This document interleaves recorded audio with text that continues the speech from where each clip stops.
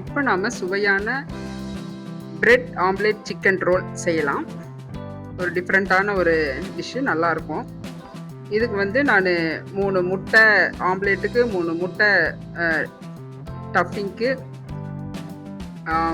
ஒரு கொஞ்சமாக சிக்கன் பிச்சு வச்சுருக்கேன்.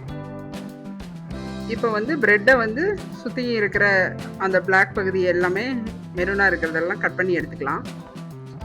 அது ஓரம் இருக்கிறது வேண்டாம், நமக்கு வேஸ்ட்டு. இப்போ வந்து நம்ம முட்டையை வந்து பாயில் பண்ணி எடுத்துக்கலாம். அதுக்கு ஒவ்வொரு முட்டையாக தோசைக்கல்லில் ஊற்றி கொஞ்சமாக பெப்பர் சால்ட்டு போட்டு பாயில் பண்ணி எடுத்துக்கலாம்.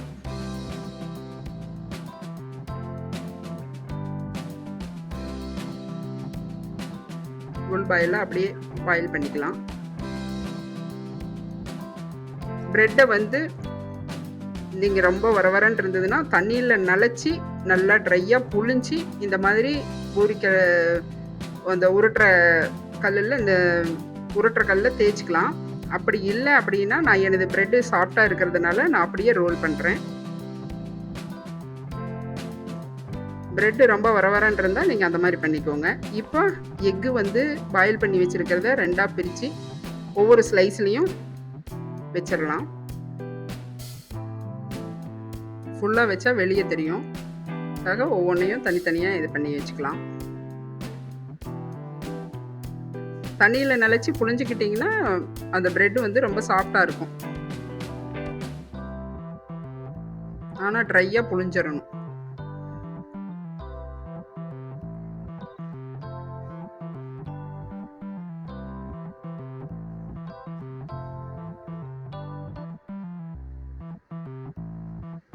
ஒரு எக்கு 2 ஸ்லைஸ் ஆகும்.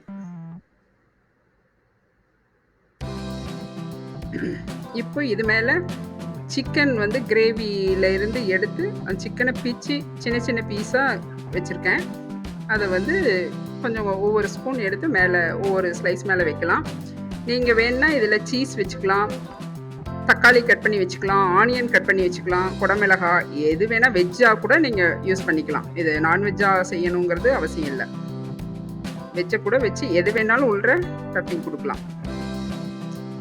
இதை வந்து ஓரம் வந்து ஒட்டுறதுக்காக ப்ரெட்டோட கார்னர் பகுதியில் ஒரு சைடு வந்து நம்ம இந்த கலக்கி வச்சிருக்கிற எக்கை தடவி வச்சோம்னா சுற்றும் போது அந்த இடம் ஒட்டிக்கும். அந்த ஒரு ஓரப்பகுதியில் ஃபுல்லாக தடவிக்கணும், இது ஒட்டுறதுக்காக வேண்டி.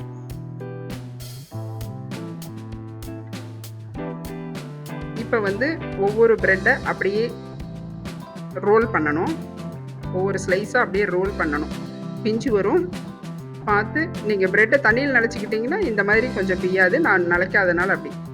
அதை வந்து எடுத்து அந்த எக்கு கலக்கி வச்சுருக்கிறதுல அப்படியே டிப் பண்ணி இந்த ப்ரெட்டு தூளில் நம்ம அப்படியே கலக்கிக்கு மேலே வந்து போட்டு அப்படியே போத்தி எடுத்துடணும். பாருங்கள், இந்த மாதிரி எல்லா இதையும் ஸ்லைஸையும் போட்டு வச்சுருக்கேன்.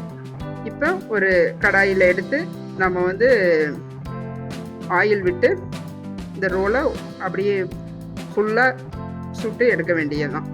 எண்ணெயில் அப்படியே பொரிஞ்சு வரும். ஒவ்வொரு பக்கமாக திருப்பி திருப்பி விட்டு ஃபுல்லாக வணக்கணும். நல்லா கிறிஸ்பியாக இருக்கும். இந்த அளவுக்கு நல்லா வெந்து வந்திருக்கணும். இப்போ வந்து அப்போ தான் எல்லாமே பாயில் ஆகும். இப்போ இது மேலே கொஞ்சம் வேணால் நம்ம சாஸ் போட்டுக்கலாம். நல்ல டேஸ்டான பிரெட் ஆம்லேட் ரோல் வந்து சூப்பராக இருக்கும். ஒரு டிஃப்ரெண்ட்டான டிஷ்ஷு. நான் வீட்டில் செஞ்சு பாருங்கள், செமையாக இருக்கும். இதை வந்து சாஸ் வச்சு சாப்பிட்டா சூப்பராக இருக்கும். சாப்பிட்டு பார்த்து எப்படி இருக்குன்னு சொல்லுங்கள். லைக் பண்ணுங்கள், ஷேர் பண்ணுங்கள், கமெண்ட் பண்ணுங்கள், சப்ஸ்கிரைப் பண்ணுங்கள். மீண்டும் அடுத்த வீடியோவில் சந்திக்கலாம்.